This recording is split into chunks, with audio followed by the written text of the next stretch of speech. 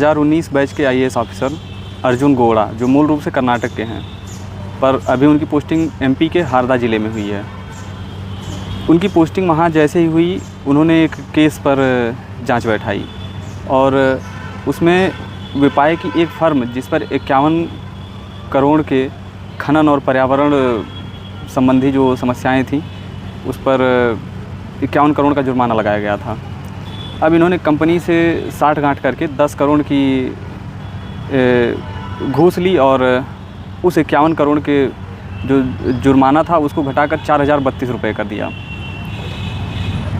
अब सबसे हास्यास्पद बात तो ये है कि उन्होंने अपनी पत्नी, जो खुद आईएएस ऑफिसर ही हैं 2019 बैच की, सृष्टि जयंत देशमुख, इन दोनों ने साथ मिलकर एक एथिक्स की बुक लिखी थी, जिसमें तमाम मोरालिटी और एथिकल सेंस की बातें की हैं इन्होंने।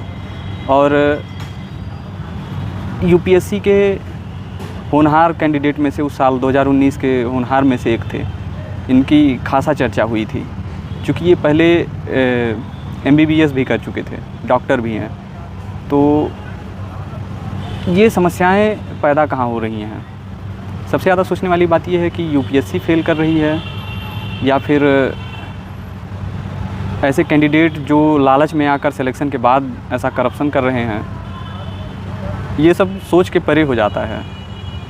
कहीं ऐसा तो नहीं यूपीएससी के जो सिलेबस डिज़ाइन है उसमें कहीं कुछ कमी है, जिससे ऐसे लोगों का ही सिलेक्शन हो रहा है जो करप्ट और ठीक ठाक लेवल के करप्ट हैं, या फिर पद पर पहुंचने के बाद जो मोटी मोटी रकम दिखाई देती है कि इतने की हेरा फेरी इधर उधर हो रही है, तो ये मुझे क्यों नहीं मिल रहा। जो भी समस्या हो, फ़िलहाल आईएएस ऑफिसर और एथिक्स की किताब खुद लिख चुके हैं। इसमें इनकी पत्नी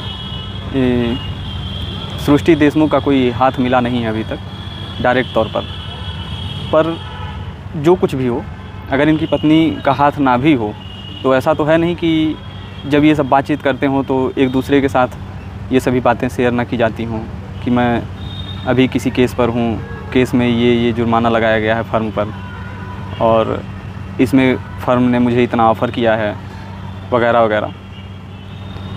मैं कभी ये बात मानूंगा ही नहीं कि डायरेक्ट तो नहीं पर इनडायरेक्ट रूप से उनकी पत्नी का भी इसमें हाथ है।